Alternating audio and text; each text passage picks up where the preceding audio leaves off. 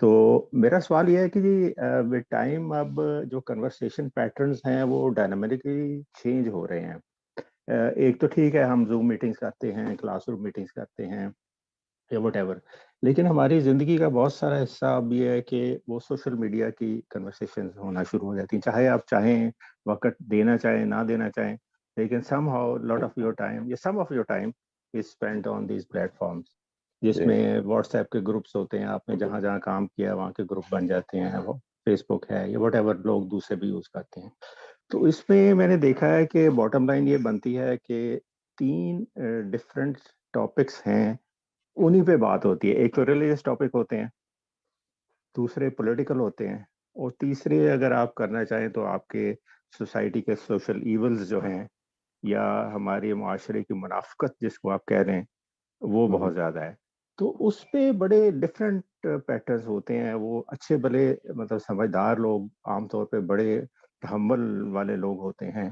तो वो अक्सर ये होता है कि गुफ्तगू जो होती है अनप्रोडक्टिव हो जाती है। जी। तो इसके कोई अलहदा कन्वर्सेशन गाइडलाइंस होनी चाहिए इस तरह की सोशल मीडिया प्लेटफ़ॉर्म्स के ऊपर, क्या होना चाहिए? मेरा जी। ख्याल है जी कि अपनी कॉन्वर्सेशंस को सिलेक्शन हमें बड़ी सोच समझ के करनी चाहिए।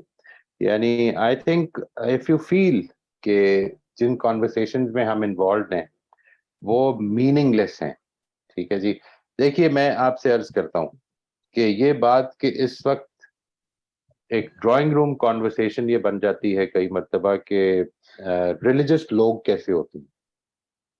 इससे मुझे क्या हासिल होगा कि अगर रिलिजियस लोग बहुत बुरे होते हैं, और इससे मुझे क्या मिल जाएगा कि अगर रिलिजियस लोग बहुत अच्छे होते हैं।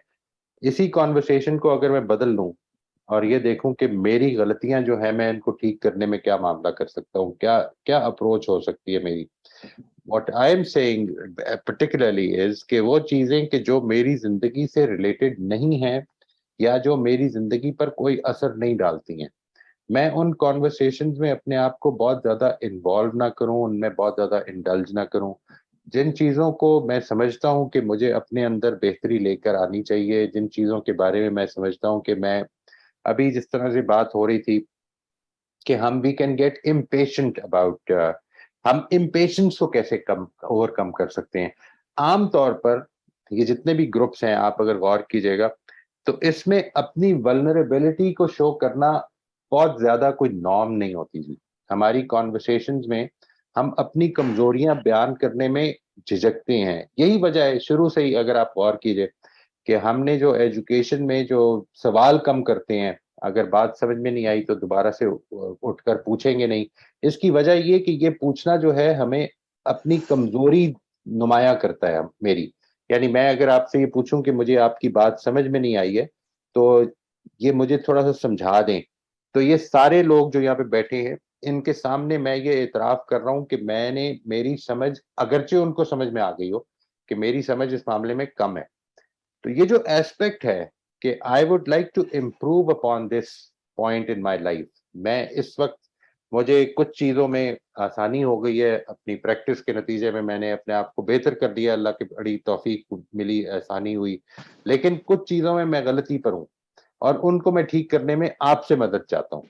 ये जो एस्पेक्ट है, ये this would be a very productive conversation, और मैं आपसे यकीन दिलाता हूँ कि इस कन्वर्सेशन में people will not hesitate in giving you a lot of good advice.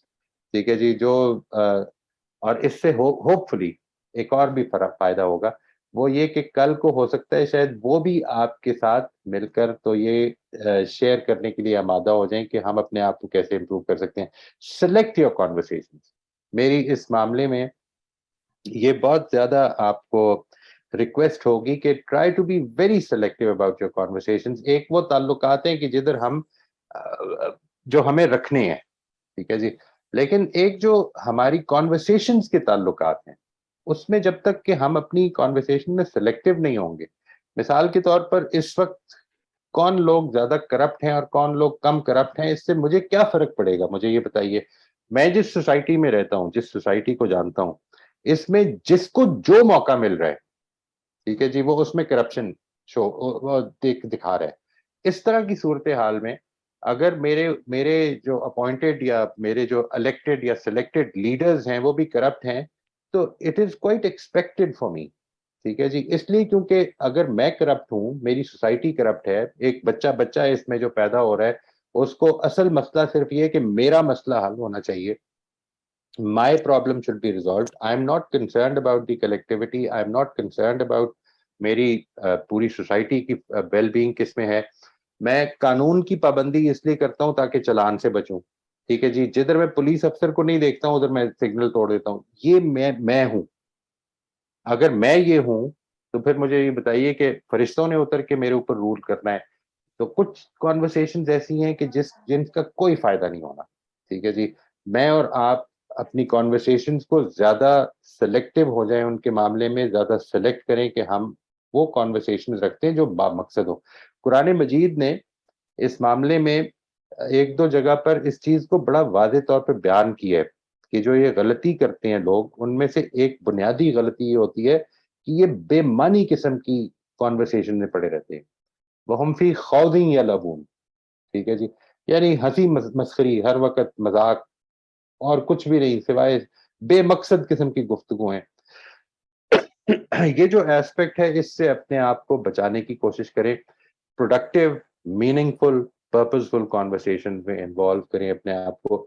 इंशाल्लाह मुझे उम्मीद है कि इसका बहुत ज्यादा अपने आप को भी फायदा होगा और हम दूसरों के लिए भी फायदे का बायस बनेंगे इंशाल्लाह।